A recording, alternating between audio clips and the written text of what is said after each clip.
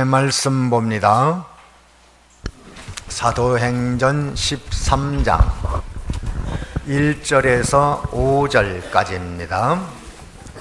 1절에서 5절까지 우리 교독합니다. 1절은 여자반에서 읽고 2절은 남자반, 5절은 다 같이 읽습니다. 1절 여자반 먼저 읽습니다. 시작.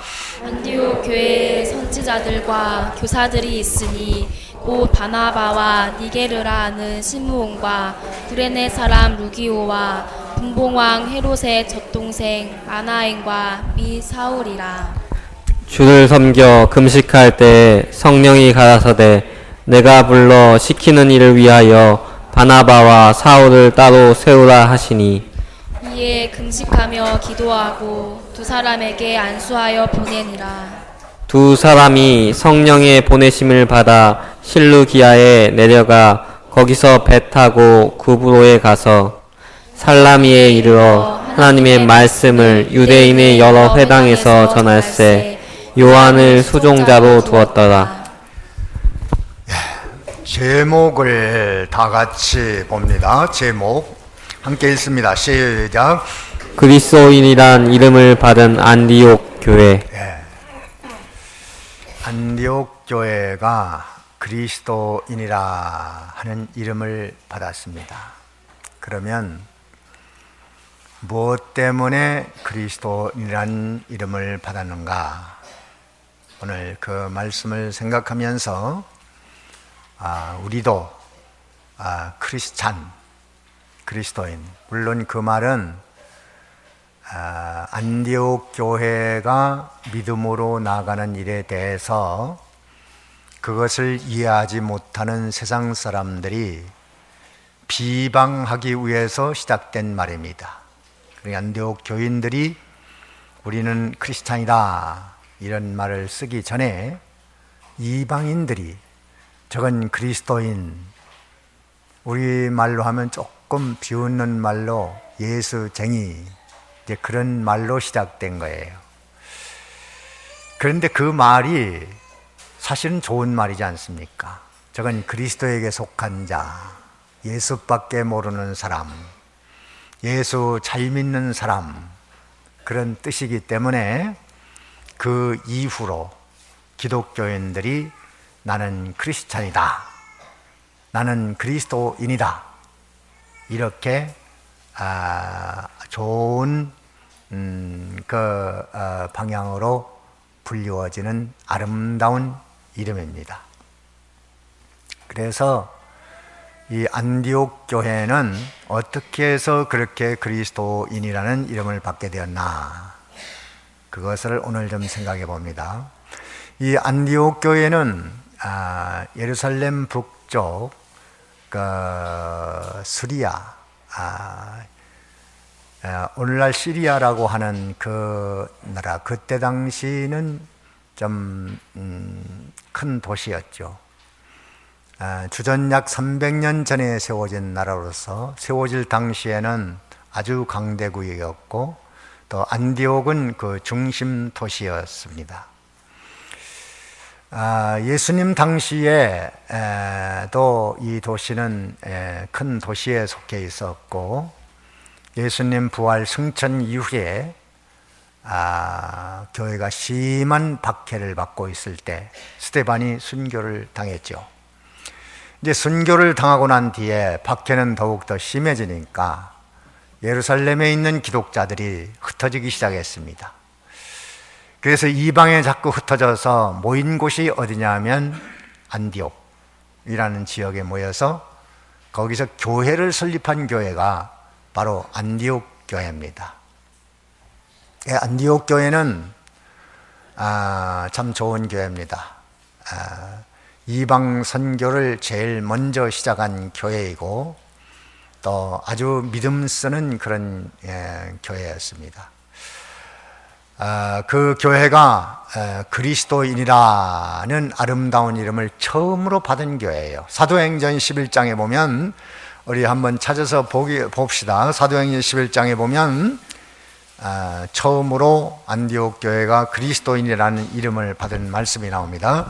11장 26절 11장 26절을 읽습니다. 다 같이 읽어봅니다. 시작.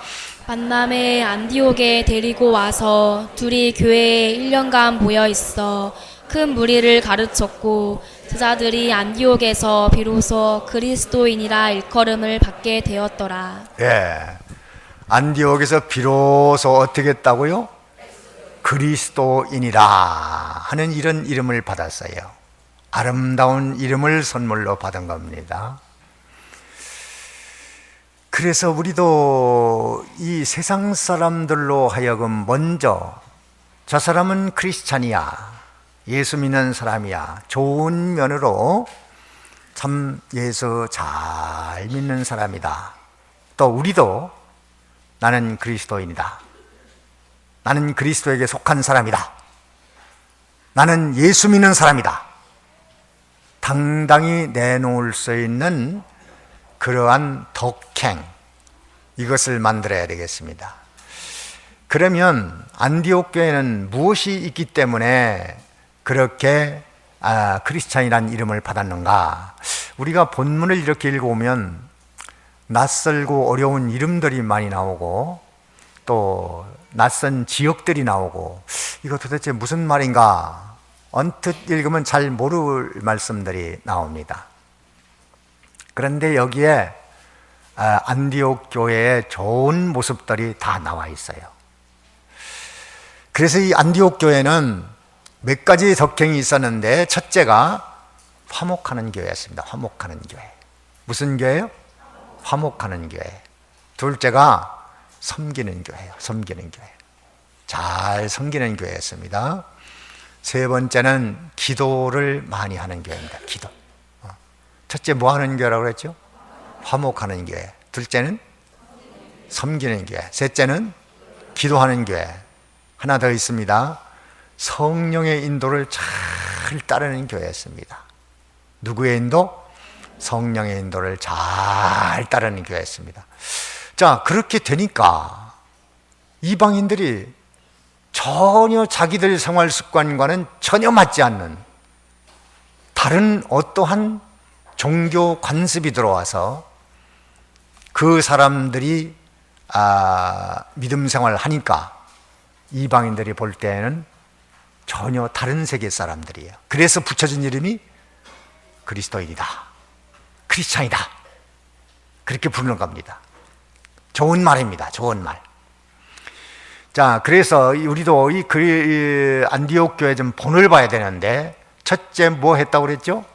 화목하는 교회입니다. 여기 1절에 보면 여러 이름들이 나옵니다. 여러 이름들. 1절 다시 한번 읽어봅니다. 1절 다 같이 읽습니다. 시작. 안디옥 교회에 선지자들과 교사들이 있으니 곧 바나바와 니게르라 하는 시므온과 구레네 사람 루기오와 분봉왕 헤롯의 젖동생 마나엔과 미 사울이라. 예. 여기 이제 많은 사람들의 이름이 나오는데 제일 먼저 바나바가 나옵니다. 이 선지자 교사들이라고 그랬어요. 여기 나오는 5명의 사람들은 다 그 교회 지도자들입니다. 지도자들. 선지자, 교사. 그러니까 뭐 교회 지도급에 있는 사람들의 이름을 거론하는데 뭐 다는 아니겠죠. 그런데 중요한 사람들을 거론하고 있습니다. 이 바나바라는 사람이 참 그 믿음의 사람이에요. 원래 본명은 요셉이라는 사람인데 섬 사람입니다. 예. 여기 사도행전에 보면은 사도행전 4장에 보면 한번 찾아볼까요? 사도행전 4장에 보면 36절에 한번 봅니다. 36절 읽습니다. 다 같이 시작. 구브로에서 난 레위족인이 있으니 이름은 요셉이라 사도들이 일컬어 바나바라 하니. 예. 이 구브로는 섬인데 섬 사람입니다. 이름은 요셉이었고 이게 바나바입니다. 예. 유력한 자란 뜻입니다. 유력자. 37절에 시작. 그가 밭이 있음에 팔아 값을 가지고 사도들의 발 앞에 두니라. 예. 자기 밭을 팔아서 사도들 발 앞에 내놓고 그 밭으로 구제 사업, 교회에서 복음 증거를 위해 쓰도록 그렇게 했어요. 아마 전 재산일 거예요. 전 재산. 전 재산을 팔아서 이 교회에 내놓고 교회에서 구제사업, 전도사업 이런 일에 쓰도록 이렇게 해놓고 자기는 성경 한 권 들고 복음 증거를 나서는 아주 훌륭한 사람입니다. 또 사도행전 9장이 넘어가서 보면은 9장 나와서 보면 이 바나바가 어떤 사람인가 26절에 한번 26절 읽어봅니다. 다 같이 시작. 사울이 예루살렘에 가서 제자들을 사귀고자 하나 다 두려워하여 그의 제자됨을 믿지 아니하니. 네. 예루살렘 교회가 이 사도 바울에 대해서 잘 신뢰를 안 했어요. 그럴 때 어떻게 했냐면 그 다음 절 읽어봅니다. 시작. 바나바가 데리고 사도들에게 가서 그가 길에서 어떻게 주를 본 것과 주께서 그에게 말씀하신 일과 다메섹에서 그가 어떻게 예수의 이름으로 담대히 말하던 것을 말하니라. 네, 이게 무슨 말이냐면 그 사도들이 사도 바울에 대해서 저 사람 저거 그전에 핍박자고 뭐 예수 믿는 사람 끌어다 죽이기도 하고 그런 사람 아니야. 그랬을 때 바나바가 딱 나서가지고 과거엔 그랬다. 그런데 지금은 이분이 하나님의 부름받은 사람이요. 사도요, 사도. 그러니까 이분을 받아들여야 된다. 그거를 아주 강변했습니다. 그래서 바울이 아주 사도들과의 좋은 관계가 이루어지도록 다리를 놓아서 잘 설명하고 가르치고 이렇게 해서 하나님의 일이 잘 되도록 해나간 믿음 좋은 사람이 바나바예요. 뭐가 좋아요? 믿음 좋은 사람 바나바. 제일 먼저 바나바를 소개하고 있습니다. 또 안디옥 교회가 조금 경제적으로 좀 여유가 있을 때에 예루살렘 교회가 박해를 받아서 대단히 어렵고 또 기근을 당해서 어려움 당할 때 헌금을 이 바나바가 거두어 가지고 예루살렘 교회를 도와준 사람이에요. 그래서 상당히 믿음 있는 사람입니다. 그런데 이제 교회 안은 믿음 있는 사람도 있고 믿음 없는 사람도 있어요, 없어요? 있지요. 그런데 이 바나바는 내가 믿음이 있다고 해서 믿음 없는 사람들을 무시하지 않고 그들과 잘 어울리면서 화목했던 사람입니다. 연합했던 사람입니다. 그래서 이 바나바를 소개하고 있는 거예요. 교회 나는 믿음이 있는데 저 사람은 왜 믿음 없어? 나는 주일 지키는데 저 사람은 왜 주일 안 지켜? 나는 새벽기도 하는데 왜 저 사람은 안 하지? 내가 헌금하는데 왜 저 사람은 헌금 안 해?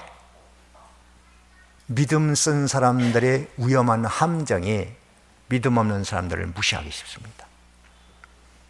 또 믿음 없는 사람은 뭐 저까지 뭐 믿음 있으면 다요? 이렇게 되면 교회가 어지러워져요.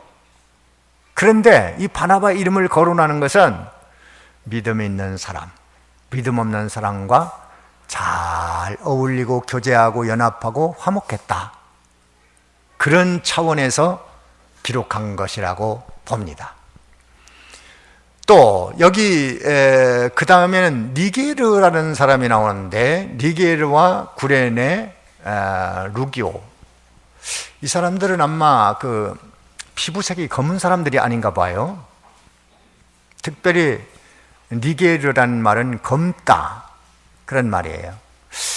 그래서 왜 이렇게 흑인을 여기서 특별히 거론하게 되었을까? 피부색을 왜 거론하게 되었을까?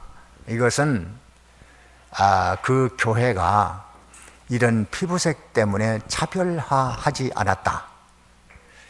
그런 사람도 은혜 받으면 선지자요. 그런 사람도 교사요. 교회에서 다 인간 차별하지 않고 서로 잘 어울리는 화목하는 교회가 되었다. 이렇게 좋은 교회라는 것을 소개하고 있는 거예요. 또 분봉왕 헤롯의 젖동생이라고 나오죠. 예, 이것은 뭐냐면 왕족입니다. 왕족. 그러니까 예수 믿는 사람들이 다 가난하고 뭐 병들고 약하고 노인이고 이런 아이들이고 이런 사람만 있는 게 아니라 그 당시에도 아주 귀족, 왕족 이런 분도 있다. 이런 분도 선지자요, 교사요, 평신도와 또 신분이 낮은 사람과 잘 어울리면서 연합하고 교제하는 그런 아름다운 교회라 이 말이에요. 근데 세상에 나가서 보니까 왕족은 왕족끼리, 귀족은 귀족끼리, 부자는 부자끼리, 가난한 사람은 가난한 사람끼리, 또 뭐 평양 사람 평양 사람끼리, 뭐 영남 사람 영남 사람 따로, 호남 사람 따로, 충청 사람 따로, 뭐 이런 파벌이 없고 다 이렇게 해당하는데 세상은 그렇게 가더라 이 말이야. 그런데 교회는 그게 없다. 야, 그리스도인들이구나. 이렇게 되는 겁니다. 교회는 그런 차별이 있어서는 안 된다. 그 초대교회 당시에도 가난한 사람들만 예수 믿는 게 아니고 여기 사도행전 17장에 보면은 어떤 사람들이 모였는가 하면 여기 17장 그 12절에 한번 모여. 12절. 자, 12절 다 같이 읽습니다. 시작. 그 중에 믿는 사람이 많고 또 헬라의 귀부인과 남자가 적지 아니하나. 예. 자, 거기에 어떤 사람들이 있다고 했는가 하면 많은 사람들이 모인 중에 어떤 부인이 모였다고요? 귀부인들. 예. 이 귀인들이 많이 모여서 교회를 형성하고 있었어요. 이렇게 많은 사람들이 모여서 하나 되었다. 또 마지막으로 거론한 게 이 바울이잖아요. 바울. 바울은요 예수님을 심하게 핍박하던, 교회를 핍박하고 믿는 사람을 잡아다 가두고 매질하고 또 죽이기도 했습니다. 이런 일을 한 사도 바울이지만 이제는 돌아왔어. 돌아왔는데 예루살렘 교회에서는 바울을 잘 받아들이지 않으려고 그랬는데 이 안디옥 교회는 사도 바울을 잘 받아들여서 일꾼으로 쓰고 서로 화목한 교회였습니다. 그래서 교회는 어떤 지방색, 섬사람, 피부색, 또 뭐 귀인, 천인 이런 구별이 있어서 파벌이 생기면 안 됩니다. 한국 교회도 그런 파벌이 좀 있었는데 이남파, 이북파, 교단적으로도 그랬어요. 그런 파벌이 있었어요. 세상에 영남, 호남이 있으니까 교단에도 영남, 호남파가 있었습니다. 참 불미스러운 일이고 창피스러운 일입니다. 그런 것이 없는 교회가 어디 교회예요? 예? 안디옥 교회. 누가 우리 교회라고 그랬어요? 안디옥 교회였습니다. 안디옥 교회. 어디 교회? 안디옥 교회. 우리 교회도 그렇게 되면 좋죠. 그게 정답일지도 모르죠. 이 파벌이나 피부색이나 믿음 있는 사람 따로, 기부인 따로, 뭐 천인 따로 이런 것이 있어서는 안 되는 거예요. 모든 사람이 함께 어울려서 믿음 없는 사람은 믿음 없는 사람끼리 함께 어울릴 수 있어야 되고, 귀족은 천민과 함께 어울릴 수 있어야 되고, 부자는 가난한 자와 함께 어울릴 수 있어야 되지. 그게 교회의 아름다운 모습이에요. 그래서 이 교회는 천당의 모형입니다. 천당은 가정단이란 말이에요. 가정에는 그런 구별이 없잖아요. 다 하나가 되지 않습니까? 그런데 이 고린도 교회, 이 고린도 교회는 파벌이 많았어요. 우리 고린도전서 1장에 한번 보세요. 뭐 문제가 있었는가? 고린도 교회는 참 아픈 상처를 가진 교회입니다. 고린도전서 1장에 11절에 한번 봅니다. 11절 다 같이 읽습니다. 시작. 내 형제들아, 글로에의 집 편으로서 너희에게 대한 말이 내게 들리니 곧 너희 가운데 분쟁이 있는 것이다. 뭐가 있다고요? 분쟁이 있다는 거예요. 아니, 교회에서 이게 분쟁이 있으면 되겠습니까? 무슨 분쟁이냐면 그 다음 절이 나와 있어요. 12절에 다 같이 읽습니다. 시작. 이는 다름 아니라 너희가 각각 이르되 나는 바울에게 나는 아볼로에게 나는 게바에게 나는 그리스도에게 속한 자라 하는 것이니. 예. 나는 바울에게 아볼로에게 나는 그리스도파, 나는 아볼로파다. 이 파벌 중에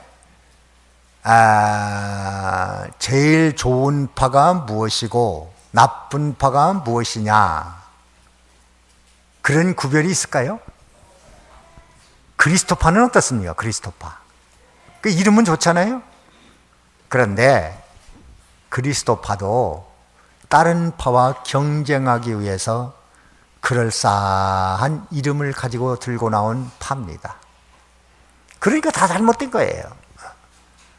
어느 파가 옳고 그름이 없습니다. 일단 파벌을 가졌다는 것이 대단히 잘못된 겁니다. 교회 안에는 그런 것이 절대로 있어서는 안 되는 겁니다. 아름다운 교회가 되려면 파벌 이거 없어야 돼요. 세상에서도 파벌 때문에 복잡해집니다. 우리나라도 옛날부터 그 파벌, 뭐 노론, 소론, 남인, 북인, 뭐 지금도 뭐 정당 이거 가지고 아주 골치 아프지 않습니까? 뭐 있어야 되겠죠. 있어야 되겠는데 그것이 너무 잔인한 경쟁을 해서는 안 된다. 그러나 교회는 다 그리스도 안에서 머리는 그리스도고 우린 모두 지체이기 때문에 모두 하나로 연합해야 되고 화목해야 되고 하나가 돼야 되는데 이게 교회가 타락하고 귀신이 역사하고 악령이 역사하면 교회가 복잡해집니다.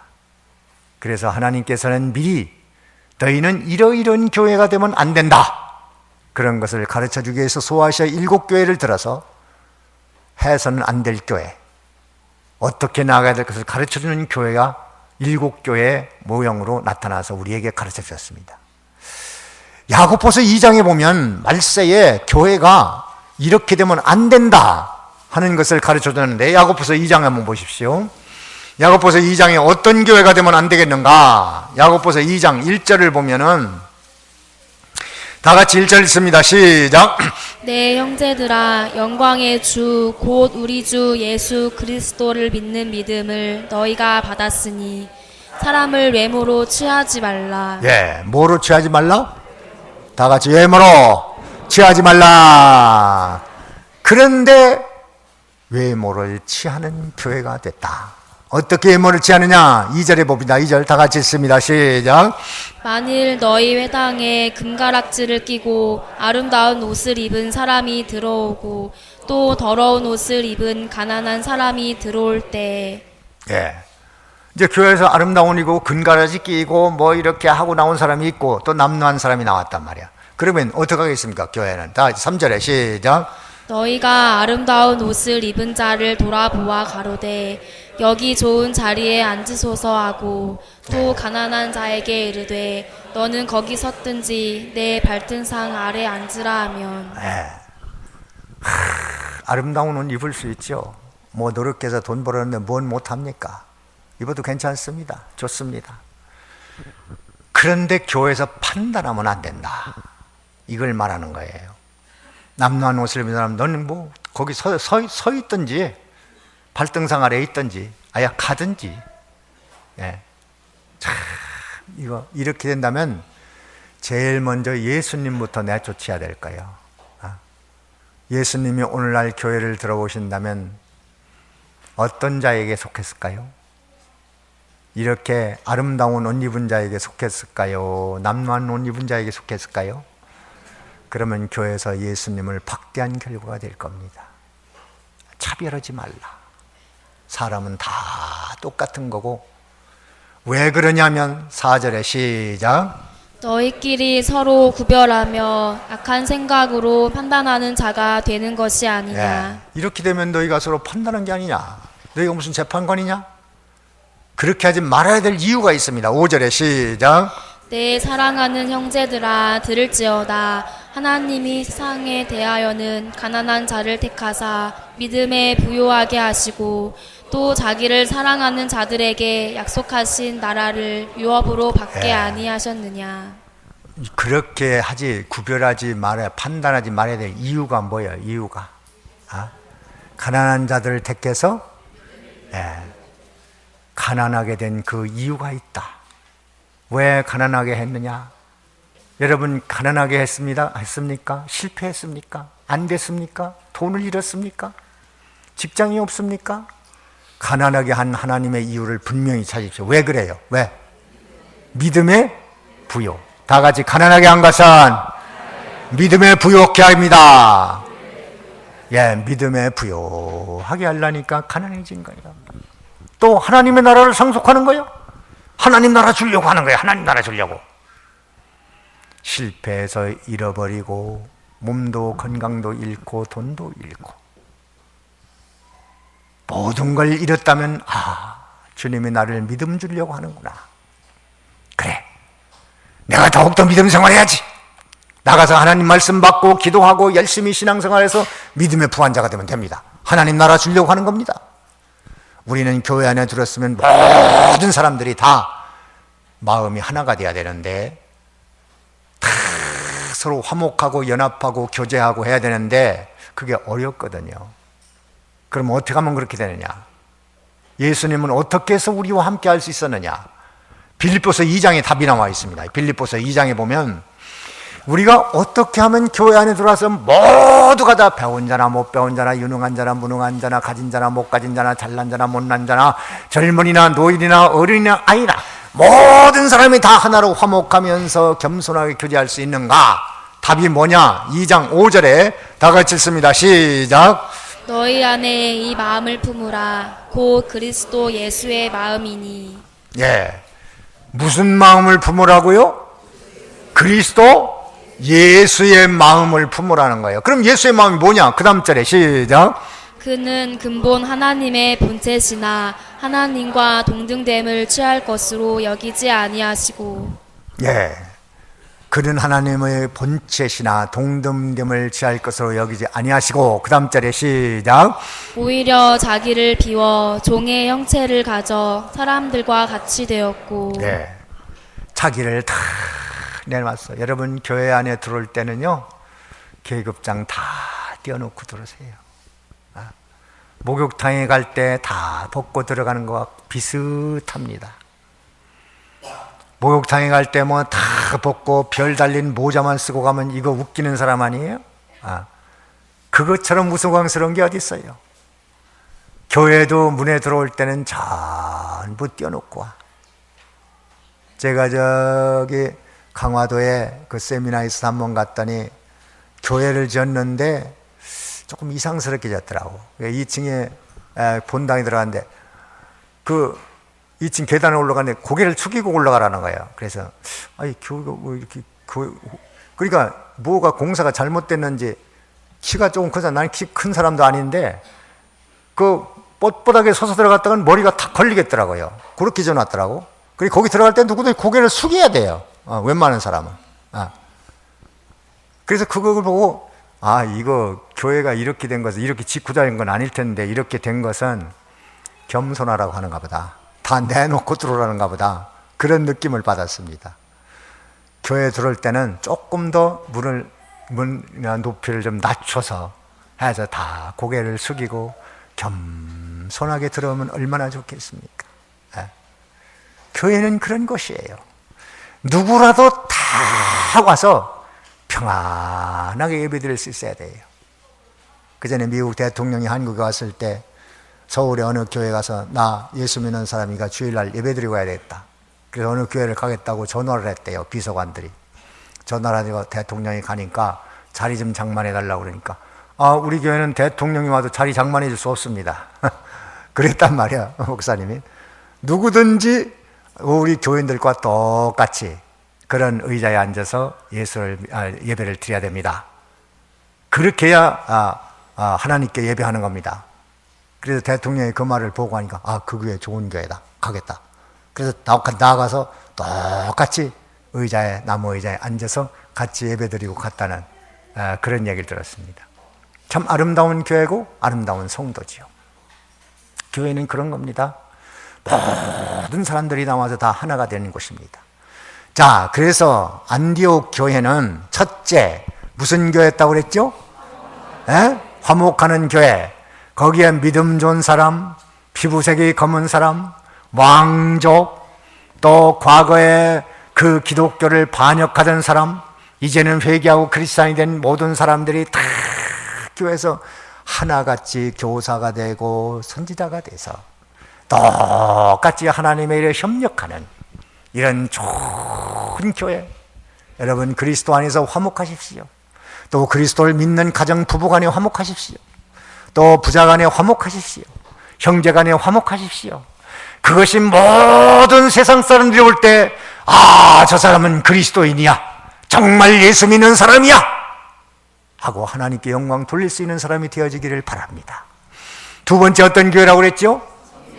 잘 섬기는 교회입니다. 2절에 보면 이 교회는 어떻게 섬겼냐 하면 선교사님들을 잘 도와주는 교회고, 저 가난한 교회 예루살렘 교회를 도와주는 섬기는 교회고, 성도들끼리끼리 잘 섬기는 그런 교회가 되었습니다.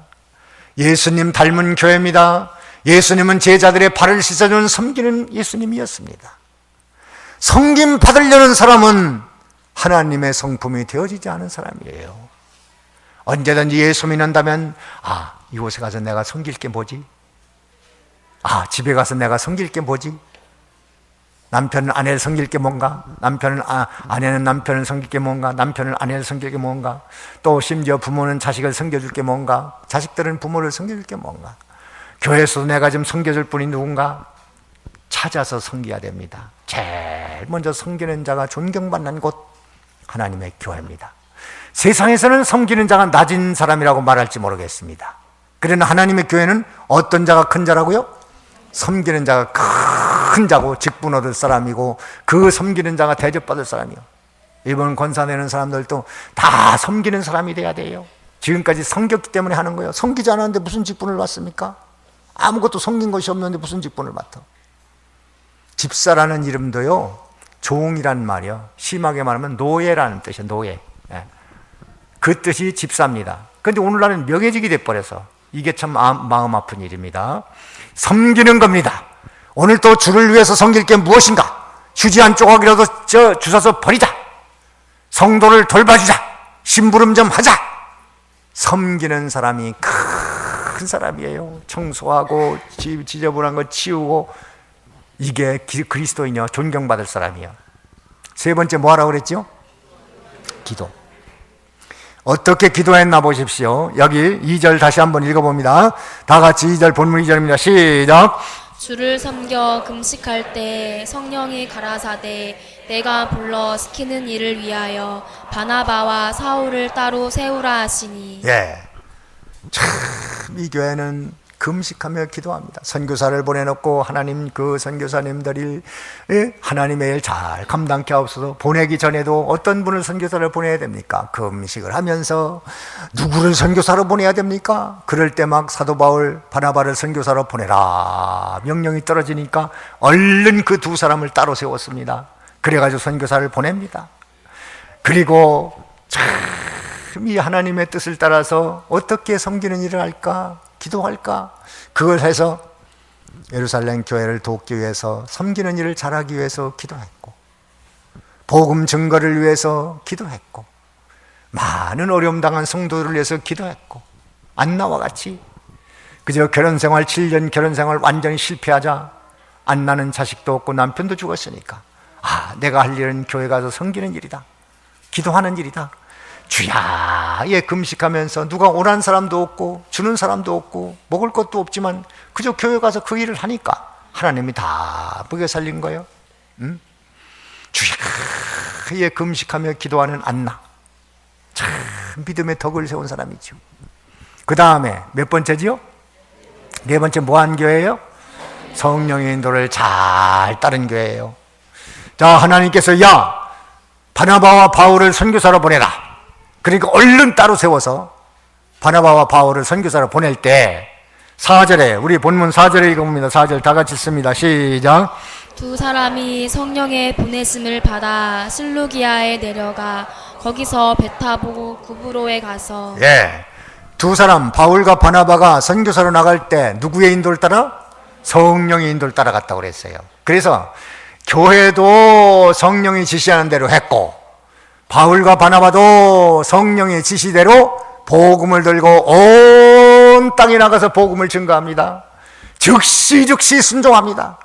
하나님의 말씀을 따라 받았으면 하나님 말씀 받았으면 따라서 계속 순종할 때 즉시 했습니다. 언제 순종해요? 즉시 했습니다. 은혜 받으면 즉시 순종해야 됩니다. 성령의 말씀을 받았으면 즉시 순종해야 됩니다.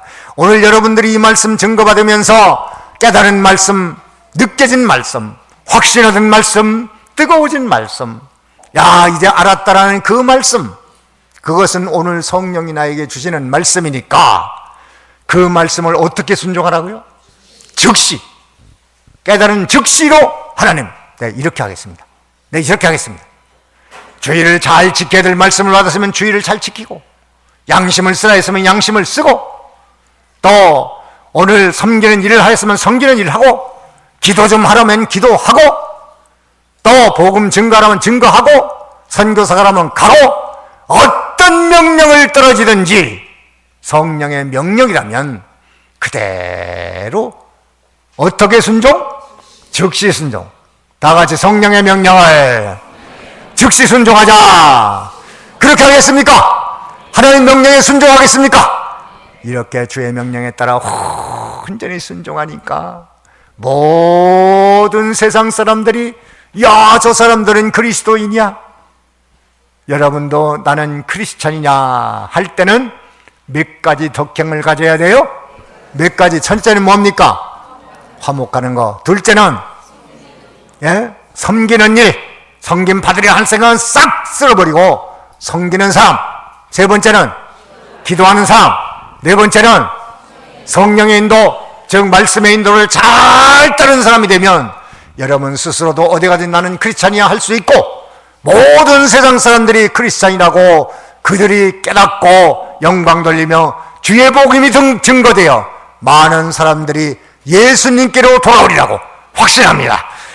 다 같이 기도합니다. 뭘 들었는가, 깨달았는가, 느껴졌는가, 확신하는가, 그것은 오늘 주의 명령, 성령의 음성입니다. 그 말씀을 꼭 붙들고 우리는 기도하겠습니다. 다 같이 기도합니다.